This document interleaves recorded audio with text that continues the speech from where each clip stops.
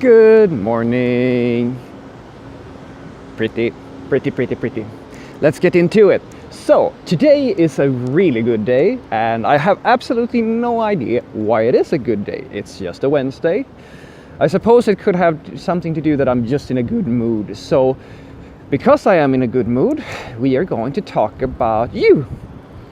Well, not you specifically. I would love to get to know you. Just send me a message or something if you want to just, have a beer or talk about programming, basically. But today we're going to talk about basically fitting into a development team, and something that I think goes a little bit missed in, the monologues that we all have inside of our heads.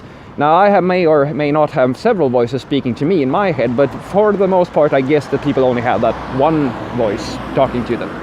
And it's that voice that's going to tell you things such as that you're not good enough, or that you should be more like that person, or you should really think about not doing that thing there because it's a little bit scary, and you don't want to stick out now, do you? So yesterday we had my team and me.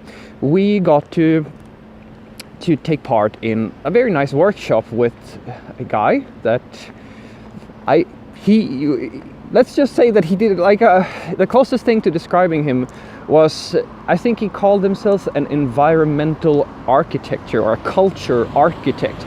I'm pretty sure that he invented this term himself. I'm not sure, but he seemed to be the sort, right?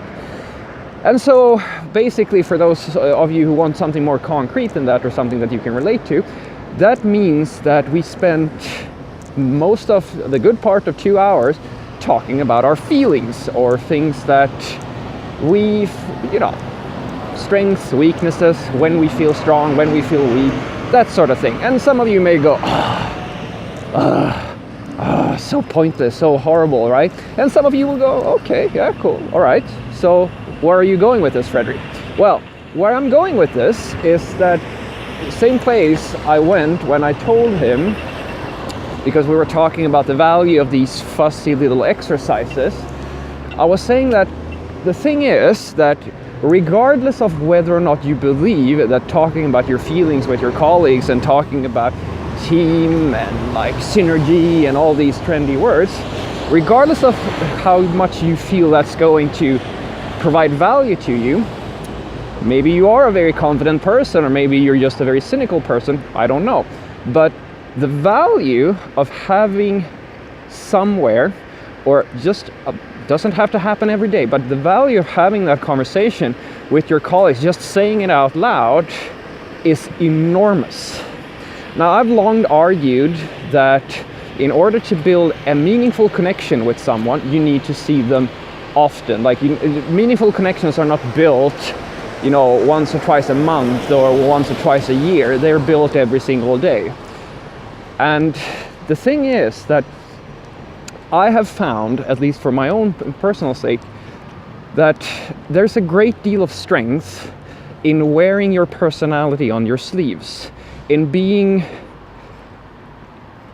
unafraid to be honest about who you are, and feeling very secure in being yourself as much as possible, and being accepting your own flaws and limitations as a part of just as the nuance of who you are, and sharing that with everybody.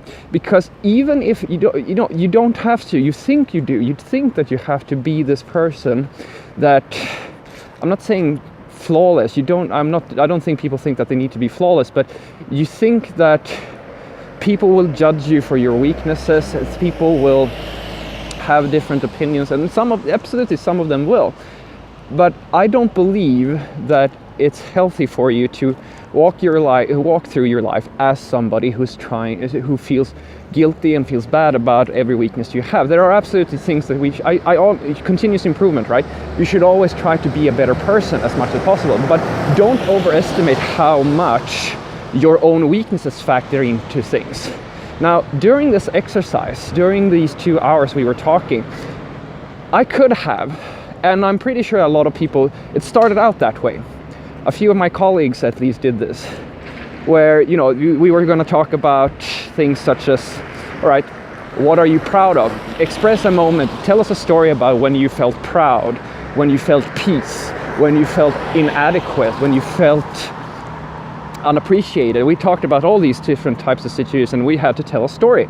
And from my perspective, what I took away from that was that this guy is actually pretty clever, because one of my own values is that if you want to get to know somebody really quickly, you just ask them to tell you a story about something. Ask a hypothetical question. I love that. What would you do if blah?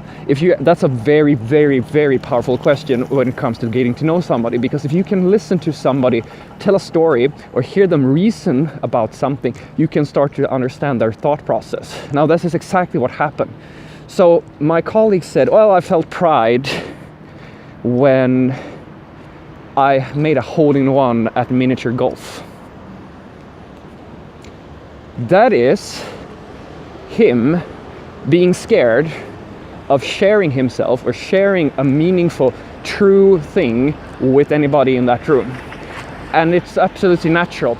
That's the go-to for a lot of people in this type of situation. They are afraid of sharing themselves in a meaningful way because of that voice that they have in the back of their head, where they're afraid, its essence in fear.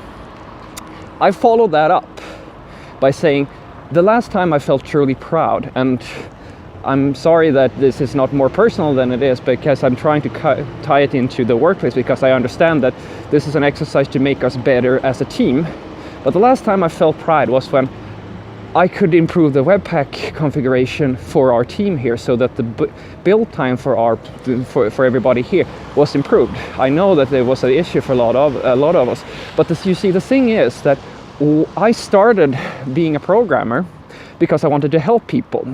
And in general, that's the reason why I'm here.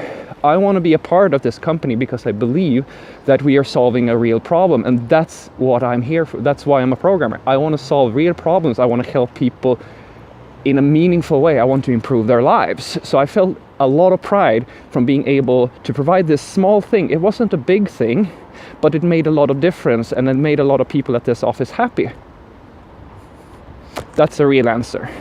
That's a real emotion. That's something that immediately, when I said that, the whole, the mentality in the room shifted. And all of a sudden, everything from that point on became truly honest. This guy, afterwards, for the next emotion that he was going to express, he actually did something real. He shared real thoughts about himself. He talked about his own insecurities. He opened up in a way that, was much more powerful and much more beneficial for the intended exercise. And overall, the entire experience of this could have gone either way, because it's a very difficult thing to get people to open up like that. But in my experience, if you have enough self-confidence to be the person who takes the first step, people will follow.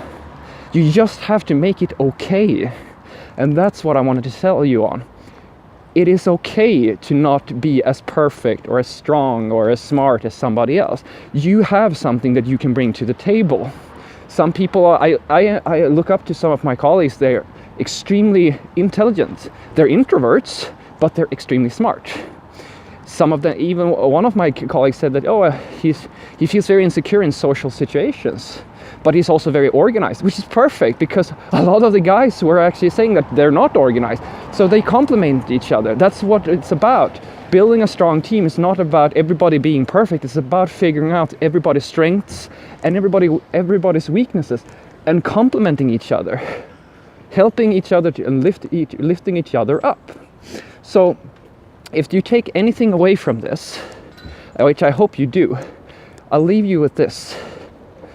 If you have nothing else, and trust me, I am one of those people, I don't have much else, but the one thing I do have is the guts to be the person who takes the first step in creating a space or an environment where people feel that it is okay. It's gonna be okay. You don't have to hide. It's okay to be yourself. And that's a very powerful thing. If you take the first step, people will follow.